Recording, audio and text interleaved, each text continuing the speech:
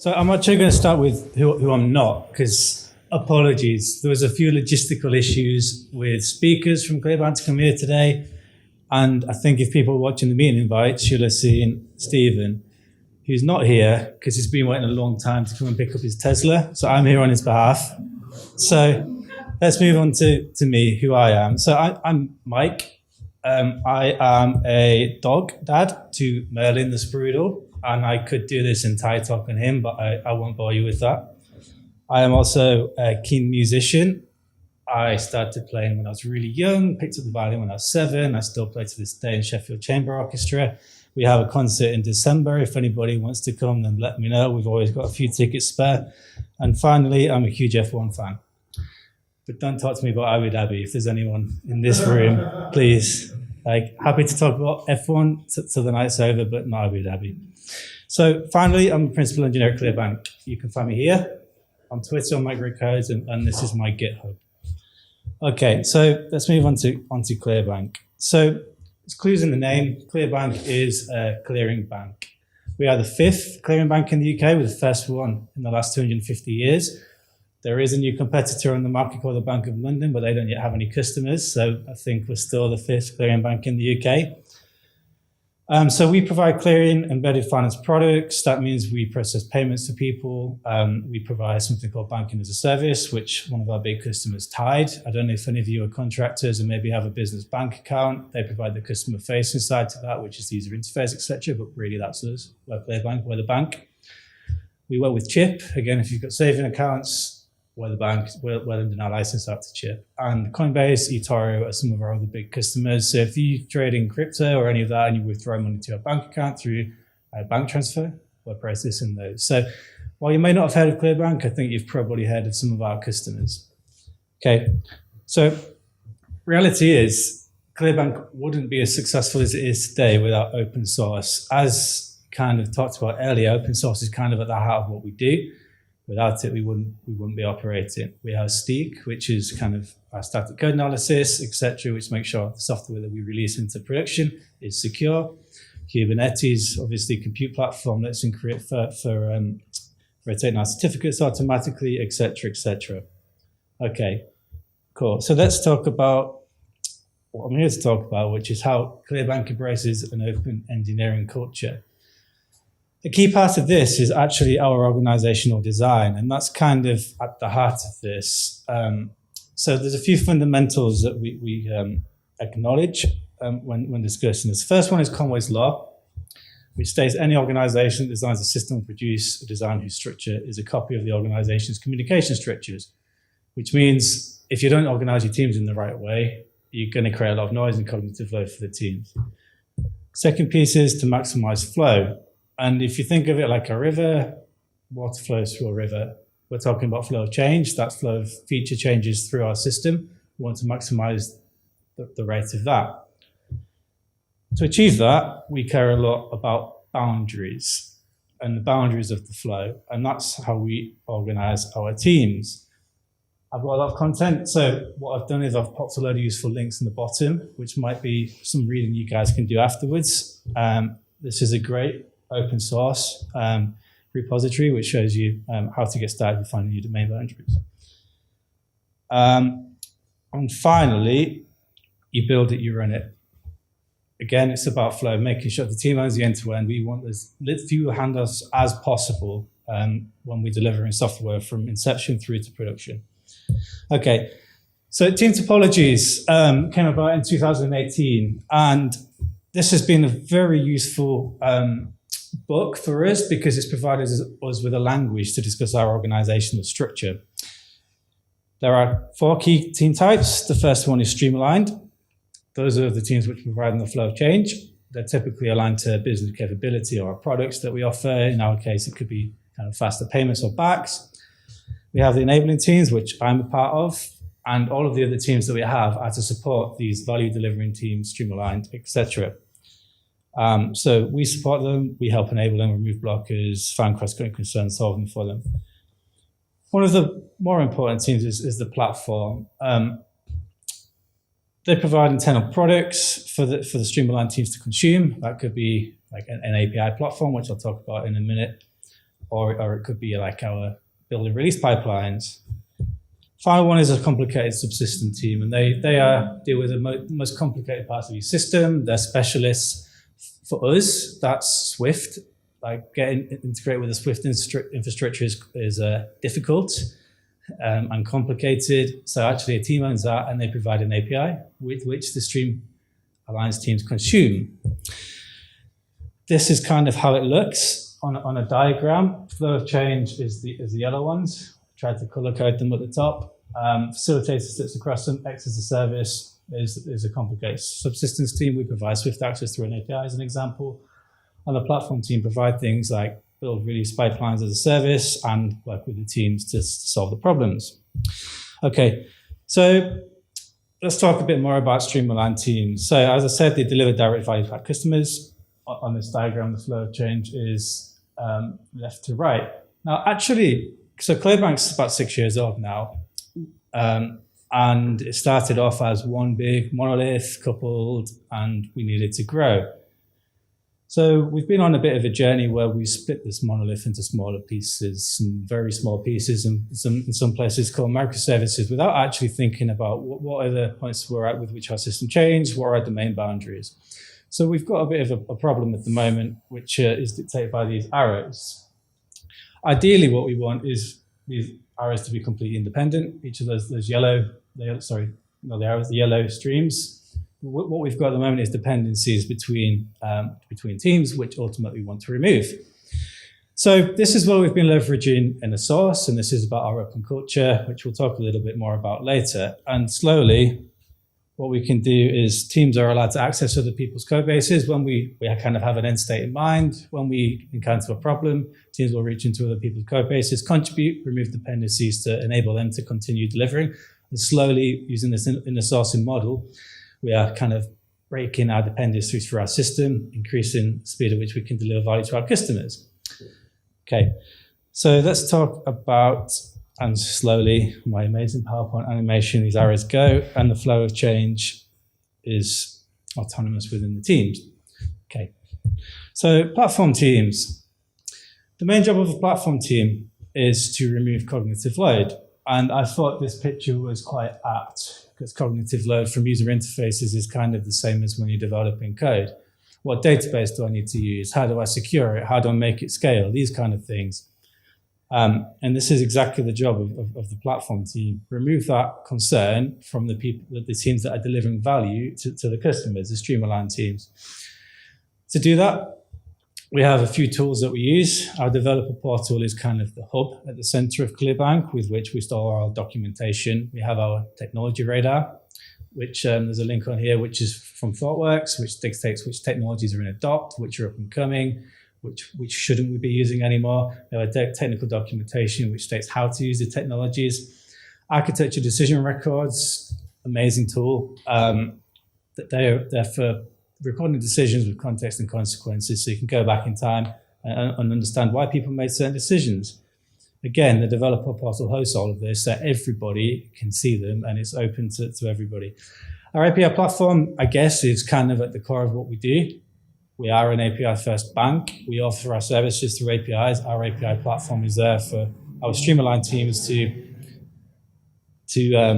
deliver software to, taking care of all of the build, release pipelines, security concerns, etc., etc. Finally, we have our customer and operational portals, which obviously our customers using our internal operations teams. These are also provided as a platform for the Streamline teams to contribute to, so that again reduces hands off, so they can own the end-to-end lifecycle, including APIs through to the front end. Finally, I'm going to talk about the enabling teams, which is me. My job is to work with senior leadership, the business, help set the direction, align these Streamline teams so that we're kind of pulling the platform and send direction. We work as facilitators and advisors. We recognize problems that are across teams, and we get the kind of buying and capabilities to solve those problems. QA is a funny one at ClearBank. I actually think it works really well. They're an enabling team. They're not actually embedded as QA engineers within the teams. They're a cross-functional team which work across teams. And they are there to upskill the teams, so the teams own the end-to-end quality of their code. which means that there is no, again, it reduces another handoff, but the coaching is still there to make sure the teams are educated and produce good quality software. Okay, let's talk about InnerSource. So I talked about it earlier, but for it to be successful, I think these are the things that we do to make it work. Transparency is key. Everything we do is publicly available internally. That is not to the outside world. All documentation for all our software is held centrally. All source repositories are wide open. Anybody can go in there and read the code, similar to open source. We contribute to it, except with the teams, the same way as you do in open source software, via pull request. If you see a problem, create a pull request, or if you want to remove a dependency, create a pull request. And the teams that own that piece of software will review it and hopefully merge it into the code. Architecture ADIs, again, which I talked about earlier, architecture decision records is another way in which we communicate transparently. So all teams use this to document kind of decisions they've made about the piece of software that they own, how they want to move it forward, strategic decisions they've made. Again, this is wide open. One area that we could be a bit better at, if we're honest, is issue tracking. At the moment, we use Microsoft Teams, and then it's up to the teams whether to put it on the team's backlog. So I think there's something we could take from kind of the open source community here on this to make it a little bit more transparent. But this is working well for us, and I think it's a great way of kind of solving some of our problems, especially on the coupling front. Okay, so let's talk about open source and how we contribute, but maybe not as much as we would like. So as I mentioned earlier, we're kind of avid consumers of open source. We do contribute back. We use Terraform heavily, actually, at ClearBank, and really that's kind of one of the things that we do contribute to. In some cases, we've actually been the middleman between Microsoft and Terraform to fix some of their issues, where it's actually been on the Microsoft side, so we support Terraform and HashiCorp from that direction. In other cases, we've had problems or bugs with their modules, and we've directly contributed back.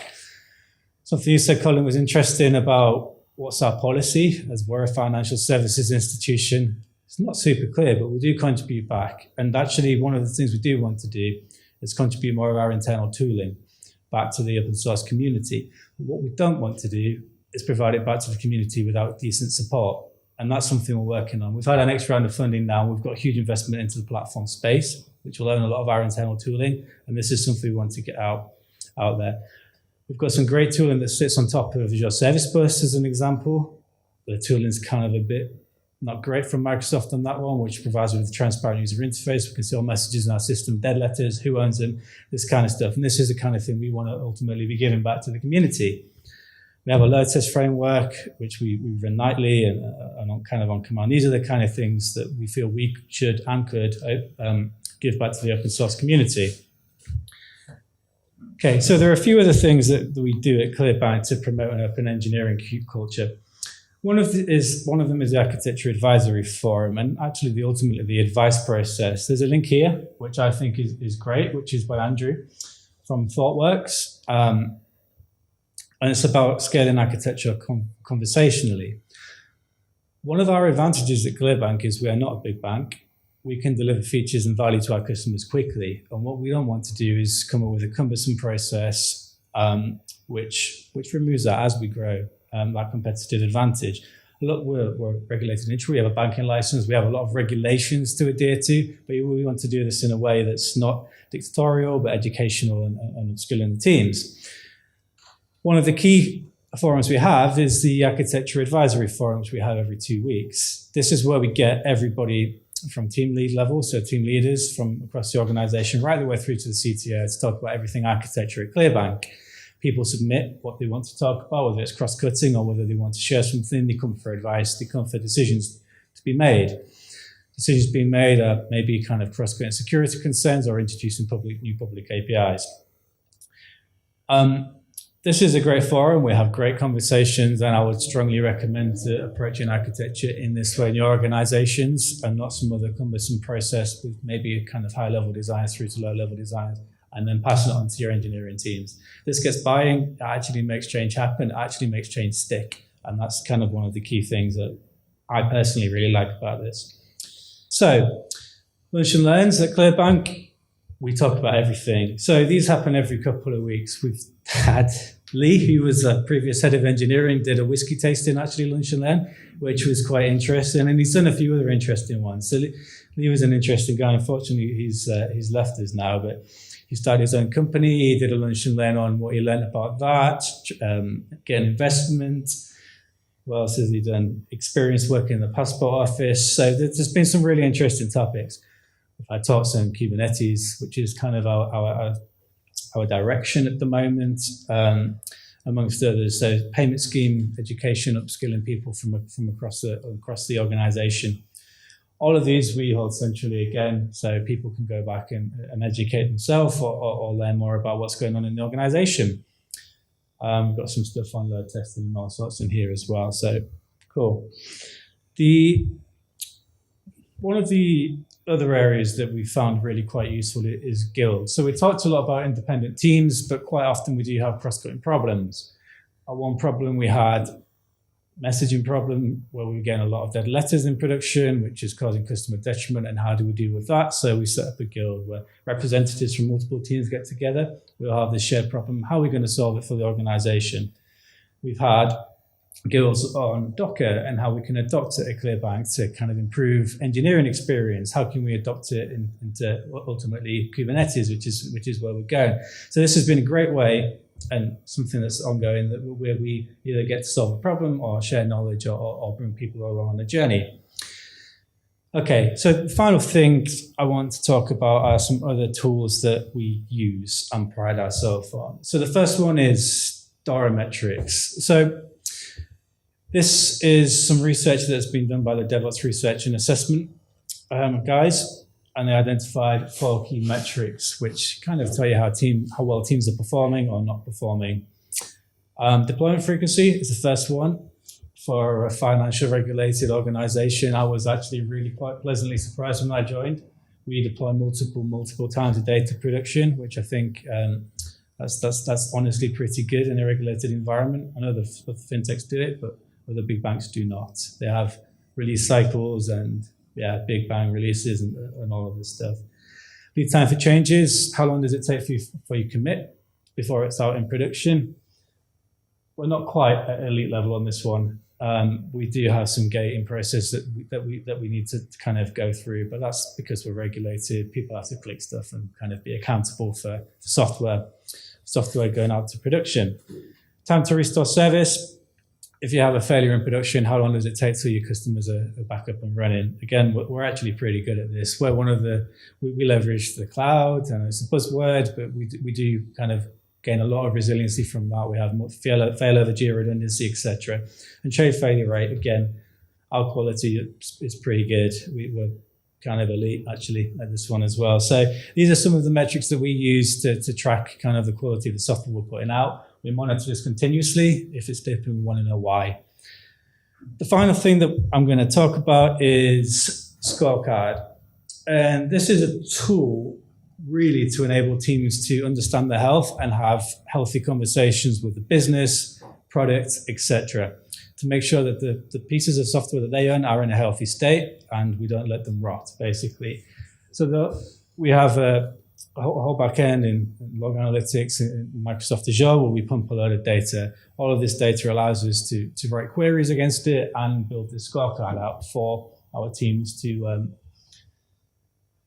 kind of measure their health against. So this includes kind of number of security vulnerabilities that have been discovered by Sneak. We don't want any critical vulnerabilities in production. So this is something that goes into the scorecard. Teams can then prioritize that, make sure that we deal with that. Out-of-date packages, incident kind of hygiene, making sure we're not leaving incidents open without a good post-incident review, out-of-date runtime, breaches of other policies. So really this is about allowing teams to have those open conversations, manage technical debt, and make sure that the quality of our system kind of stays at this level where we want it to be. So that's it. I've actually managed to do that in 20 minutes. So that was kind of breakneck speed. I hope that was interesting for everybody. I've covered a lot, but I think there's a lot of good stuff we do, and I wanted to make sure I shared it with you all. So final plug. We just received a load of money to go global. So we have a load of jobs. And if anybody would like a job, then click that link and see if there are any roles that tickle your fancy. If you've got any questions, you can email me, ask me now. You can get me on Twitter or GitHub or wherever. So that's it from me. And if there are any questions, please ask away. Go on. Yeah, I was going to say, I think your whole focus on team topology was a really good idea, because as a consultant, I've been in a lot of organisations where projects are struggling, teams are struggling, and it's very rare that it's the actual individuals, the developers, the engineers, the designers that are at fault. It's more often than not the way they're wired together in the organisation, and I think that's critical. So I'm going to ask you a difficult question. Okay. It sounds like you guys are kind of on the cutting edge. I was listening to all that, nodding along and thinking, I wish more places were like that. So what's not going well at ClearBank? What do you need to improve? So I talked about boundaries and coupling. That's one of our biggest problems, and that will increase kind of the speed to which we can deliver new products, etc., to our customers. So we're still unpicking that. That's not going so well, and getting buy-in for those things is always more difficult than you want it to be. So that's definitely one aspect. Hiring's hard at the moment. That's what we are getting people in the door, but we've got big ambitions. We want to go to multiple new countries. So that's an area that we're struggling in a little bit. On coupling, do you mean from a technical perspective, system A is coupled to system B, or is it a team topology Both. challenge? It's one and the same. So say I'm in one of the payment rail teams and I want to make a system a change, but I need to make a change also in the core accounts platform. That's something that shouldn't need to happen. It should be kind of autonomous units. So it's both, because we need to make a change in accounts and the payments rail, but also the teams that need to speak to each other. And then one of the challenges becomes, and one of the symptoms of this is a lot of meetings and a lot of conversations and a lot of permission asking from other people. So that's definitely an area we want to improve in. But for me, coupling is a root problem with that. I guess one of the other challenges, if we're being honest, is we have big ambitions and there's a lot of work streams in flight at once. And obviously there's an expectation from our investors to deliver on those work streams, right? So there's a few plates spinning at the moment, especially for me. I kind of have oversight of the core banking platform. It's my job. So my head's swimming some days after work at the moment, but it's definitely worse problems to have. So, yeah. My question is biased because I'm actually talking about it. Okay. Since you mentioned you're a head of Terraform user, I'm wondering what's your biggest pain point with Terraform? Our biggest pain point with Terraform today, it's a good question. I'm not so close to the platform team. I can put you in touch with somebody who can answer that question a bit better than I can, I think. Do you know if it's open source or not? We use the open source one, yeah. We host all the state files, etc. ourselves. Yeah. Cool. Anyone else? I have overloaded everyone with all the different. Can I tell you my biggest issue? Sure. We write too much of it, and I know that's not your problem. There are quite a few projects that I've looked at where there seems to be more Terraform code than business logic code. Do you have a platform team? It's like a virus, but nothing personal. It kind of spreads. There's more and more of it these days. You are working on something that's called local provisioning, which should put help. Yeah. Like less about this and more about. Yeah. I actually quite like the look of Pulumi because it's .NET, but Pulumi is quite cool. Yeah. What is for you guys? Yeah. Okay. I was baiting a little bit with that, but yeah. The tagline is infrastructure is real code. Yeah. Yeah. Go for it. So, with the kind of competing pressures for cloud release updates, it's good to see you have the security vulnerabilities and the technical debt. How have you struggled to kind of continue to prioritize that and why that kind of constrained otherwise? Yes and no. Yes. One of the things that we did to tackle that was a lot of places do is a 25% in a sprint. A lot of our teams use Scrum, not mandated, but a lot of them do. That works and it doesn't. before we got this round of funding, we were waiting for the money to come in, and we had to kind of compress a bit. It was definitely challenging then. We're at a place now, and that was like really the focus was let's get more value out the door so we get more money coming in. We're at a place now where we're broke even, which was a big milestone we did this year. So we're starting to fund ourselves, which is actually huge at the moment. And if I don't know if a lot of you have seen kind of the current climate for us, especially startup and scale ups, not so great at the moment for getting new funding. And we secured 175 million of funding. So we've got a long runway, which means we can afford now to think more strategically as we expand and make sure we tackle some of these problems. Some of this technical debt stuff with kind of the international expansion has come to the forefront because it's coupling. And a lot of this coupling we want to get rid of is what's constraining us from adding more teams to those yellow streams that I did deliver kind of value to our customers. So we're getting on top of it because we have to, basically, if we want to scale moving forward. But it has definitely been a challenge in the past, yes. And is that international expansion kind of constrained by hard coding around certain international parameters, or So it depends. We want one global platform, and that's possible for the most part, but there are definitely going to be corner cases where, for now, to get our banking license over the line, we make tactical decisions, which we will record with an architecture decision record with the consequences, and we will have to address later.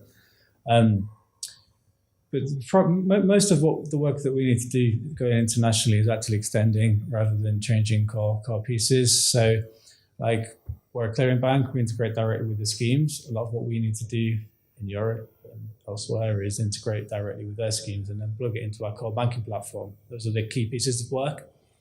But there are also some cool product offerings we can begin to offer once we start to build up a bit of a network effect as well, which I'm sure will be announced shortly with the marketing team and stuff. So, yeah.